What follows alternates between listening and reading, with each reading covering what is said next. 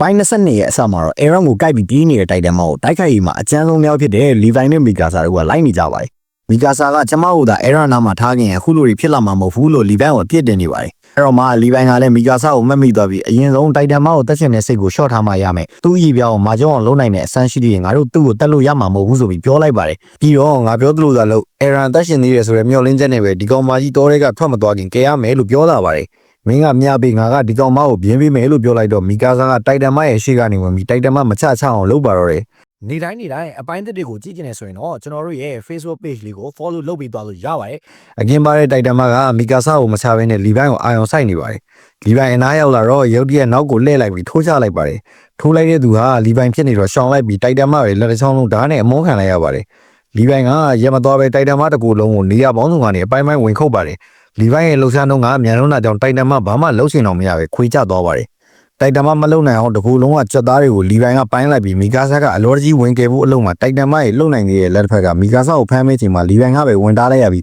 းတိုက်တန်မရဲ့ပါးစပ်ကိုဓာတ်နဲ့ဖျဲချလိုက်ပါတယ်။ Levi ခြေတော်နဲ့ထိသွားတာကြောင့်တိုက်တန်မကိုဒီတိုင်းထားခဲ့လိုက်ပြီး Aaron လည်းပြန်ရပြီမို့လို့တက်ပြန်ခေါက်ဖို့မိန်ပေးလိုက်ပါတယ်။ Levi ကပြန်နေရဲ့နောက်ကိုတစ်ချက်ကြည့်လိုက်တဲ့အခါမှာတိုက်တန်မကမလုံနိုင်ပဲမျက်ရည်တွေကျနေတာကိုမြင်ခဲ့ရပါတယ်။ဒါတိုင်းထဲမှာတော့ကင်းနောက်တပ်သားတွေရဲ့မိသားစုတွေဟာရင်တမမနဲ့ပြန်လာဖို့စောင့်မျှော်နေကြပါတယ်။ကင်းနောက်တပ်ကတက်ပြန်ခေါက်လာကြပြီး Aaron ကတော့သတိမရသေးပါဘူး။ Levi ကသူ့တပည့်တွေရဲ့အလောင်းရှိမှခဏထိုင်လိုက်ပြီးအလောင်းတွေကိုတော့အာမီနဲ့ဂျန်ကလဲဘော်ကိုတင်နေကြပါတယ်။အလောင်း၅လောင်းကတော့ရုပ်ပြတ်ဆွမြတ်နိုင်လွန်းတာကြောင့်မလို့အပြောက်စင်းတွေကိုထည့်လိုက်ပြီးလို့ဗိုလ်ကြီးအဝင်ကိုတင်ပြလာပါတယ်။တပ်သားဒီတာကသူ့တငယ်ချင်းအလောင်းကိုပြန်တင်ခြင်းပါတယ်လို့ပြောတော့အလောင်းသားမှာတိုက်တန်နေရှိနေတဲ့အတွက်ပြန်ကြဖို့ပဲအဝင်ကပြောလိုက်ပါတယ်။ဒီလိုနဲ့တတိုင်းစီကိုပြန်လာကြရင် Mikasa ကတော့ Aaron ကိုရေးကြီးဖြစ်နေပါတယ်။ထိုချိန်မှာပဲအနောက်မှာတိုက်တန်နှကောင်ပေါ်လာတာကိုမြင်လိုက်ရပါတယ်။တကယ်တော့ဒီတာတို့နှစ်ယောက်ကသူ့တငယ်ချင်းအလောင်းကိုပြေးကောက်လာတာဖြစ်ပြီးတိုက်တန်နှကောင်ပါလာတာပဲဖြစ်ပါတယ်။တိုက်တန်တွေကိုမြင်လိုက်ရတဲ့တခွေမှုကအရေးပေါ်မီကိုနဲ့အရှိရောက်နေတဲ့တမှုအဝင်တို့ကိုအတိပေးလိုက်ပါတယ်။အဝင်ကအနီးနားတစ်ဝိုက်မှာအပင်တွေအဆောက်အုံတွေမရှိတာကြောင့်မလို့ 3D ဂီယာသုံးပြီးပြန်တိုက်ခဲ့ဖို့မလွယ်လို့အရှိကိုပဲဆက်သွားဖို့မိန်ပေးလိုက်ပါတယ်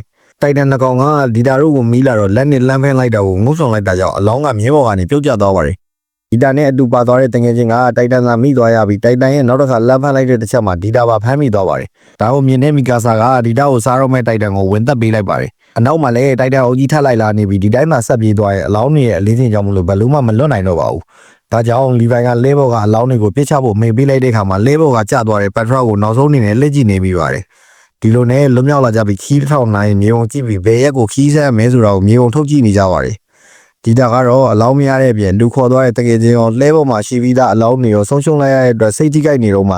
Levi ကအင်ကြီးစာလေးကိုယူလာပြီးတဲ့အတွက်စိတ်မထိန်နိုင်ပဲမျက်ရည်ကျပြီးငုံမိသွားပါတယ်။ Aaron ကတော့မိမျောနေရင်ငငယ်ကအတိတ်ဘဝစီကိုရောက်နေပါတယ်။ကဲနောက်တက်ကိုမကောင်းပြောတင်ကြတဲ့လူကိုရိုက်မယ်ဆိုပြီးဒုက္ခကန်လိုက်မိမယ်အသက်ကြီးလာပြီဖြစ်တာကြောင့်ငငယ်ကလူတော့တစွထိုးမဆန်တော့ပဲလက်ကတုံကြီးနေပါတယ်။ဒီလိုနဲ့ပဲ Mikasa ရဲ့အတန်နဲ့အတူလဲပေါ်မှာသတိပြန်ရလာပါတယ်။နိုးနိုးချင်းတိုင်နမရလို့မေးလိုက်တဲ့ခါမှာလွတ်သွားတဲ့အကြောင်းနဲ့မင်းရှင်ကြံဆုံးခဲ့တယ်ဆိုတဲ့အကြောင်းကို Mikasa ကပြန်ဖြေလိုက်ပါတယ်။ဒီလိုနဲ့တတိုင်းစီကိုပတ်တီးလေးလေးနဲ့ပြန်ရောက်လာကြပြီးလူတွေရဲ့တီးလို့တန်ကလည်းစူညမ်းနေပါတယ်။လူအုပ်ထဲကနေဒီကောင်တွေငါတို့ခွန်တွေကိုလက်ကားသုံးလာကြပြန်ပြီဆိုတဲ့စကားတန်ကြောင့် Aaron အာယူထားလိုက်ပြီးရန်တွေ့မလို့ပြင်လိုက်တော့မှကလေးနှစ်ယောက်ကိုမြင်လိုက်တာကြောင့်ပြောမဲ့စကားတွေဆွန့်ရသွားပါတယ်။ Petra ရဲ့ဖေက Levi နိုင်ရောက်လာပြီးစကားနည်းနည်းတော့ပြောခွင့်ပြုပါဗိုလ်ကြီး Levi တို့သူ့သမီးလေးရေးပေးခဲ့တဲ့စာလေးကိုပေးရင်းနဲ့ပဲဗိုလ်ကြီးကိုကျွန်တော်သမီးလေးကတစ်ဖက်သက်မေတ္တာများနေကြောင်းပြောပြလိုက်ပါတယ်သမီးလေးကလည်းငယ်လုံးသေးတာကြောင့်မလို့သူအိမ်တော်အစောကြီးပြုမှာကိုမလိုလားခဲ့ပါဘူးဒါကြောင့်မလို့ကျွန်တော် Petra ရဲ့နောက်ဆုံးဆန္ဒအနေနဲ့သမီးလေးရဲ့ကူစားအဖေဖြစ်သူကလာပြောပြတာပဲဖြစ်ပါတယ်ကြာဆုံးသွားတဲ့ရဲဘော်ရဲဘက်တွေရဲ့မိသားစုဝင်တွေကတော့ဗိုလ်ကြီးအဝင်ကိုမေးခွန်းတွေအများကြီးထုတ်နေခဲ့ပါတယ်ဒီတစ်ခေါက်စစ်စင်ရေးအပြီးမှာအကုန်ကြားစည်းနဲ့တိမ်ဆောင်ရေးအတွက်ဟာကင်းတော့တက်ကိုထောက်ခံခဲ့တဲ့လူရည်အတွက်ထက်များလုံးနေတာကြောင့်အကျိုးဆက်အနေနဲ့က